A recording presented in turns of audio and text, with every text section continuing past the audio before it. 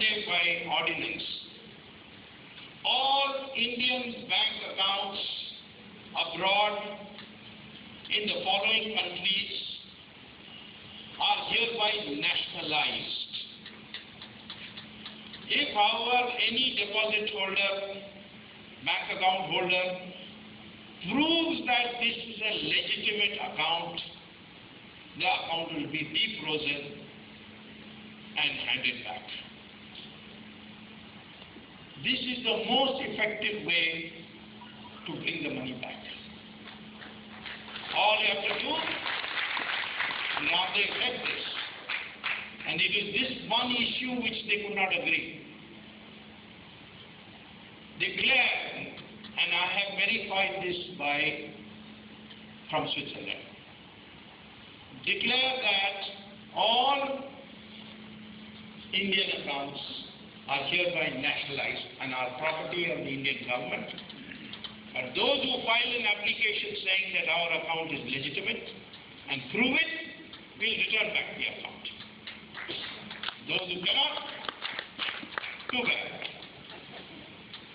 Switzerland has a new law passed last October called Restitution of Illegal Properties Act of Politically Exposed Persons. If you can say, I want the account of, for example, don't take it personally, of Sonia Gandhi.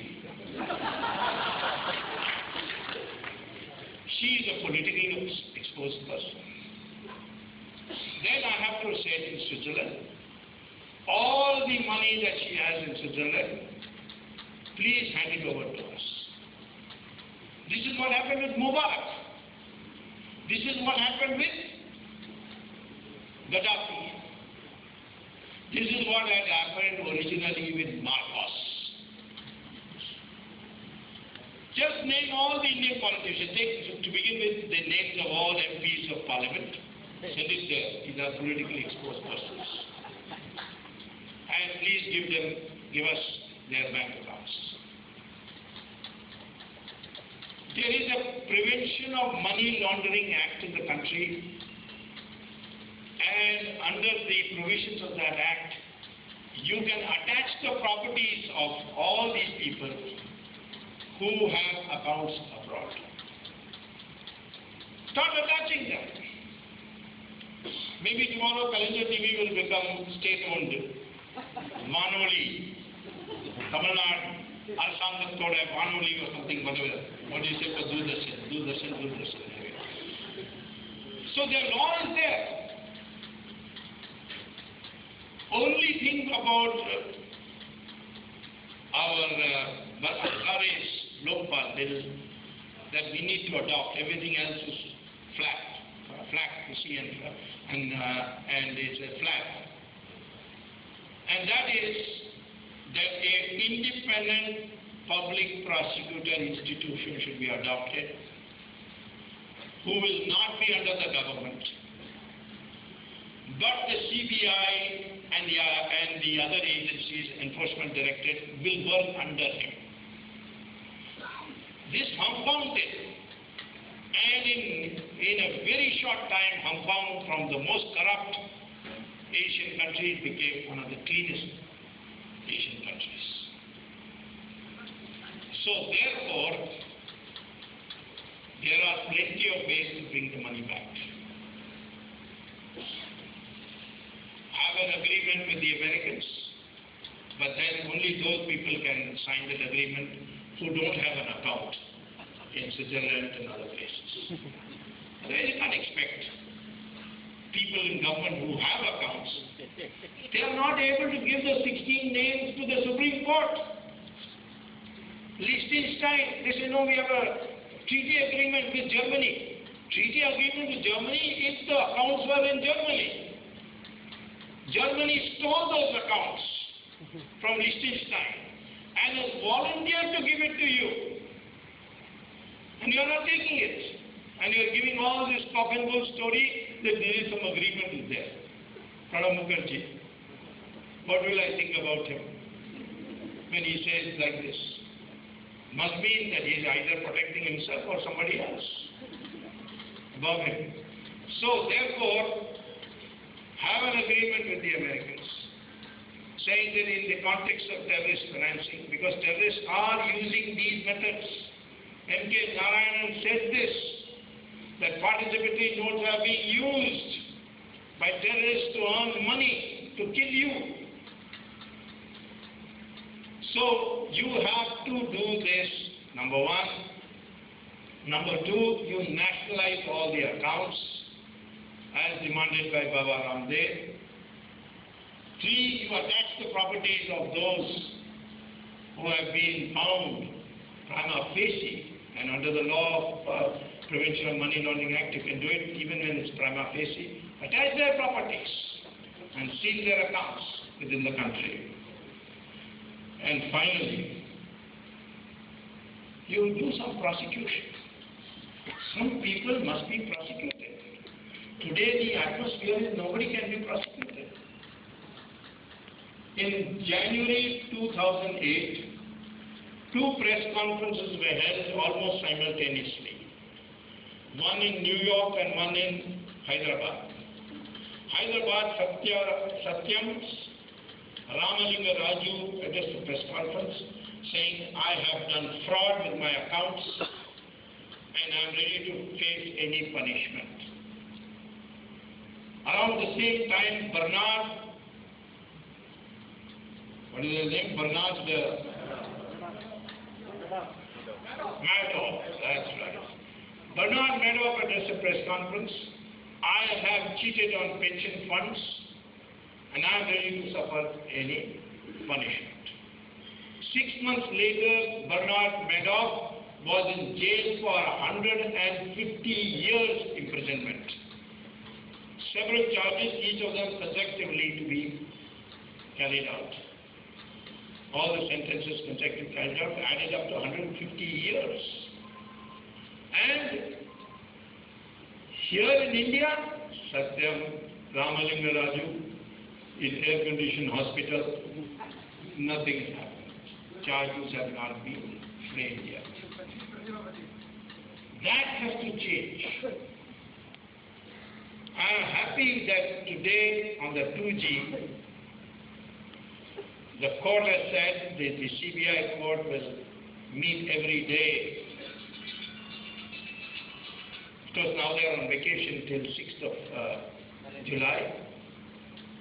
But then, because of that, I'm hoping that the first conviction will come sometime towards the end of this year, and then the convictions will continue. I would like, first of all, Mr. Raja to be prosecuted so that he has an incentive to talk. I have to tell you that North India originally thought that all Tamilians are crooks because every name that was coming was Tamilian. But the man who exposed Raja was himself a Tamilian by name Ashirvadam Achari. He was the private secretary of Raja. And he came to my house one night and said, hey, Tangamudi, I want to tell the whole thing. That's how I got into the whole thing. People say, how did you get all these documents? Well, I got it from Raja. Not directly, but indirectly. So therefore, there are people like that. Now, what can you do? First of all, this depression must go, this pessimism must go, nothing will happen. Something has to happen. That attitude you have to have.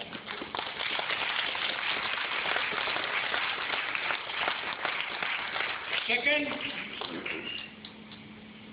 we have to inculcate the value which Dr. Krishnaswamy read out in my book, that money is not everything. Rich people are not necessarily happy. Some time ago, recently, some time ago, a very rich, Oscar-winning Hollywood actress by name Julia Roberts came to Haryana for shooting. And she told her people in the in the set, that the Indian people so poor and yet they seem to be happy. What is the secret? So they took her to Swamiji. And the Swamiji gave her about Bhagavad Gita and all this, see how you have only power to act. The fruits are not in your hands. Therefore, whatever you get, don't think that this is your achievement. Like that, he gave her philosophy. She was so impressed that she went back and she and her entire family became Hindu. Recently, I heard that the iPhone owner, Steve Jobs, has also become Hindu. Because in the United States, people with all their material progress are not happy. That is why whoever our sadhus go there, foreigners come in large numbers, even in India. Go to Sri Ravi Shankar, or when Puttupalli Sai Baba was there, Swami Dayanand Saraswati's ashram. All these sadhus, you see, are flooded with foreigners from rich countries. Even when I go to teach at Harvard because my name is Swami, people think that I should tell them how to be happy. Maybe Krishna Swami also, you can come. Why is that? Because this idea first struck me when I went as a student long years ago to Harvard to get a PhD. And my American classmate asked me, how can you make Mahatma Gandhi your leader? I said, why? In America, he cannot become leader. They said, in America, we will send him to jail for indecent exposure. Then the thought occurred to me, millions following this man half clothed, you see. Even Baba Ramdev is half clothed. People are following him. In America, unless you are very well dressed, you get the best suit and best tie, you are not considered a leader. That shows a difference in our culture.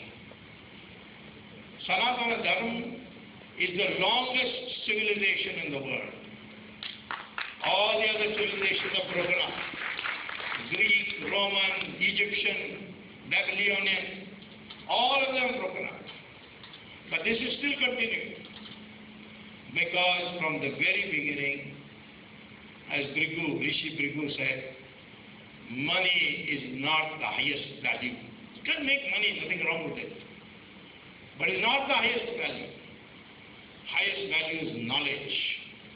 And the person who has knowledge should not have any wealth, should not have any weapons, should not have any land. Unfortunately, this whole system got connected with birth. Otherwise, originally it was not like that. After all, the person who wrote Mahabharata was Vedavyasa. His mother was a fisherwoman. He didn't come from a Brahmanical family. Similarly, Valmiki was supposed to come from a Dalit family. And he wrote the Ramayana. Then Kalidasa was a hunter. Vishwamitra, Rishi of Rishis, came from a Kshatriya family. Ravan was a Brahmin. Took me a long time to convince Karnanidhi that Ravan was a Brahmin. But he still got some wrong notions. He says, Rama is a Brahmin. Rama is not a Brahmin, he is a Kshatriya. One day he got angry with me because in Supreme Court I said, Rama Setu. He said, how it is Rama Setu? Rama is no engineer. Which engineering college he got a degree from? You remember that? Next day he fell ill and he was admitted to Ramchandra Medical Hospital.